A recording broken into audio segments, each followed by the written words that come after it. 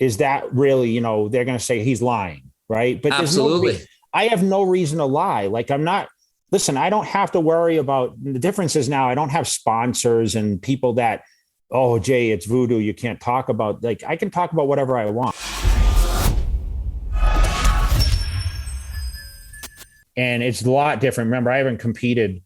I really say since I competed in 13, but it was, that was my comeback year that I really didn't even do well. But I say 2012, I mean, that was 10 years ago. So what guys are doing now, like you asked me, I'm sure you asked a question about Sarms or Peptides and Sarms and all these different things. That are peptides. Like I never messed with that stuff. Like I wouldn't even know what it is. Like name a Sarm that is that's sold over the counter. I don't even know what most people would take Osterine, Rad 140. Okay, I've heard that, but you mentioned what was the other one? Peptides like CJC 1295 or GHRP6, GHRP2, Hexarelin. I'm gonna lie to you. I actually took that. That increases your hunger, right? Yeah, GHRP6. GHRP6. I used it.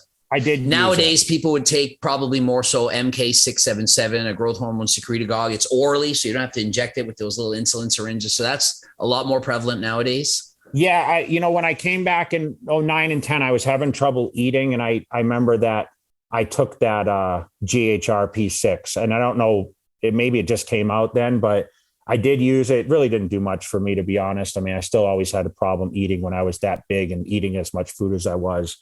But the other stuff, I'm not really familiar. I've never really experienced it. And like I said, I always hear about these SARM stories and, guys saying I'm natural, but they're using SARM. Meanwhile, they're taking SARMs. Okay. Yeah, but I'm going to ask you the question. Is that natural? 100% not. So those would be drug tested. Okay. So for me, the natural athlete is somebody who would pass the WADA test list. Like you could go to the Olympics and take things. So SARMs, the MK, the peptides, all banned. Yeah. The most thing I hear about SARMs is when I flip through YouTube and I see these youngsters coming up and, they talk about SARMs. Like, I don't take SARMs, that's like, seems to be the biggest thing is I don't use anything. I don't even take SARMs. So I guess I would classify SARMs like, they're on the level of, okay, do you take steroids? It's kind of like SARMs, like on a milligram per milligram basis, SARMs can be more potent than steroids. So if you gave me 20 milligrams of Anavar, 20 milligrams of Rad 140, I'm putting on more, I'm gaining more muscle and I'm stronger on the Rad 140. It's just, they're all, you can inject them as well, but they're mostly oral. So I see it as almost like that gateway into the steroid world, because depending on your country, steroids may or may not be legal, but you can buy these SARMs pretty much anywhere. You just Google it and you're an 18-year-old kid and you can get it. But to get something like a steroid, it's a lot harder. It's legal in a lot of countries. So SARMs, it just kind of have that, like, I don't know what the word is, like, it just, they're seen as okay because it's a pill and oral. And so people are kind of like getting away with that. And then they start there. And then if you abuse that, your test production can go down. You get off it, you feel like shit. And then what? And then a lot of times people will then progress into taking actual testosterone or other steroids. Yeah. I mean, people have asked me and I said, listen, you're better off. From my understanding of it is like, it just, testosterone is your basis, right? I mean, there's studies, there is science behind it. I don't know enough about SARMs to even give suggestions about it. So that's where I tell people, from my understanding, hearing from what you're telling me and what other people have told me, that's kind of the same exact answer everyone says. So I'm like, stick to what's kind of known. You know what I mean? That's safer. And for me, I tell people I'm 46 years old. I'm used and abused all these drugs. And what am I taking right now? Am I taking SARMs? No, I'm taking testosterone prescribed by my doctor because I believe that's healthy for me and I want to live to be 90 years old. And so if I thought that SARMs were safe enough and would add more muscle, I would absolutely, without question, be taking them because I still want the muscle. I want the performance on the bike. I still want to look good and feel good, but I don't want to risk my health. So I often will tell people, well, I'm taking this, I'm not taking this. So, if I'm not taking it, and you're worried about your health and I'm not taking it for my health, then, well, is that not your answer? Yeah, I agree. So as far as the off season after an Olympia, you would stop for say, 3 months and then go back on a was it a cruise or was it a big cycle at this point? Was it the 500 tests? Listen, big cycle is 500 tests and 600. That's not a small cycle. It's a lot.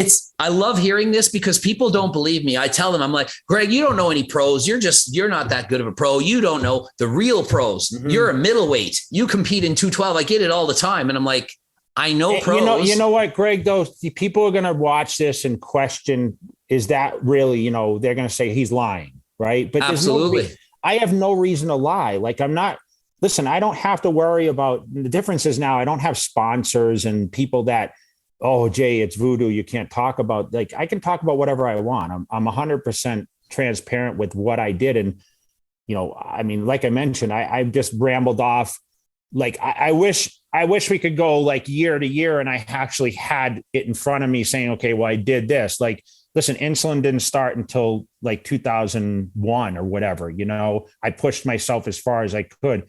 Am I suggestive of it? Absolutely not. Like, I think, it worked initially, but like I said, I stopped using it in 05, 04 into 05. Like, I didn't use it at all after that. Then I switched to metformin, which, listen, I used metformin when I was winning the nationals. I'll be honest, like that, Chris Aceto introduced me to that, like as an option. Like, we didn't want to toy with any kind of insulin. So I think, it's all about knowledge and it's all about experience. And, we're all just kind of using everyone's suggestions rather than, because no one knows the perfect cycle and everyone's different. And not to say that the guy is taking 5,000 milligrams of test, which I've heard the fucking horror stories, that could work for people, but is that something you can do long-term? There's no way. There's no way that's healthy. It's an absolute waste. But, the guy that is doing it and saying, well, I'm making progress, so Jay Cutler doesn't know what he's talking about. Like, I can tell you, like I told you, I've done 1,000 tests. I've tried going up to, but not for long. 500 was the sweet spot.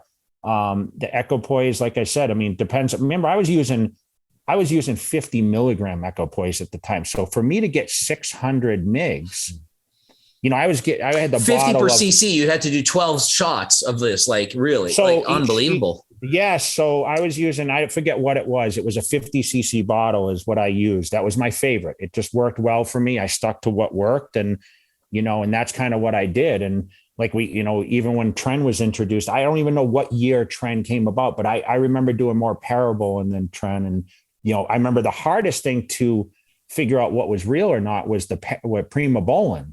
Because they were so counterfeited, excessively expensive. Yeah. So if you said to me now, hey, I'm going to do a cycle of Primobolan, I question everyone's Primobolan. I don't even know if you can even get real Primobolan. And maybe someone watching this can say, yeah, I know where to get it. But how do you really know? Well, you could test I probably don't want to get into too much. Yeah. So yeah, for me, I have a history. And so I don't want to get too much of that. Like I literally was somebody that sold this stuff to people. So, I have a 20 months house arrest and in Canada, you can't sell steroids, but you can you can buy them. So I got caught selling them and what a whole thing. So I know all about it in detail, but like, I don't want to get into it too much. Yeah. But you don't really know, right? The average person's not going to really know. And that's, so you got to be careful what's out there and who's giving it to you. And that's why I sit there and say, talk to a doctor, and that annihilates the 18, 19, 20, 21, like the early age people, because you're not going to be able to go to your doctor and say, I need HRT. It just doesn't work. Right. Yeah. And as far as steroids go, like I got to caution people, like I gotta say, like, we're not doctor, not telling anyone to do this stuff. And this is how bad it can be. I know people that have put D-bol into their Anavar pills because you get D-bol stronger. And so you have women who are thinking, I'm taking this relatively safer drug, and they're taking D-bol, they're gaining 10 pounds. And then when they buy actual Anavar, and they're like, I only put on 3 pounds. This is fake. And I'm like, what do you mean? It's not fake. It's what I'm taking. I know it's not fake. Like, and they'll be like, well, I put on 10 pounds last time. And I'm like, yeah, you had D-bol in there. So, and you got it from this person. I'm like, So yeah, so there's a lot of dangers in what you're taking and where you're getting it from. So you can never really trust 100% what you're doing. So you got to be like extra cautious.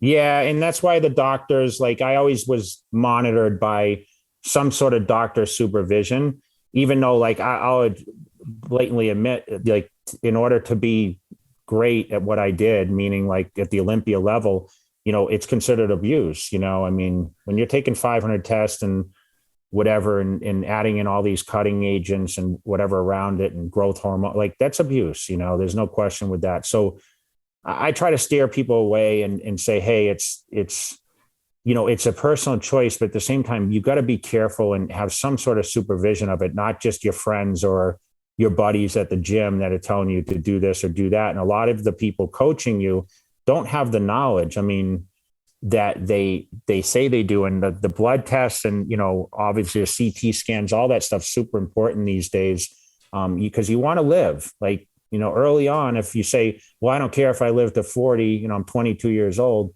man, don't have that attitude, because that's not how you're going to be thinking when you're my age and someone like you, right? Yeah, when you're young, I mean, I did so many stupid mistakes looking at the cycles I've done. I have regrets. I'm like, why did I take that? Why was I taking 700 trend? That was ridiculous. Even when I did 500, barely could focus on 500. Like it was so much.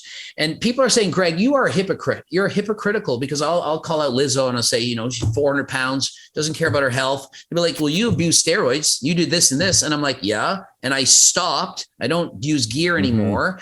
And I'm racing bikes and I'm eating healthy and I'm at a healthy body fat percentage. To me, that's equivalent to somebody who is morbidly obese and says, wow, I eat poorly my entire life. I'm now going to, I'm going to go for walks and try to lose some weight. I'm going to eat healthy. And I'm going to try to make up for that time when I wasn't doing the best things. And so I don't understand how people, I mean, they're saying I'm a hypocrite, but I'm telling people don't abuse steroids. I mean, I'm sure you have the same message.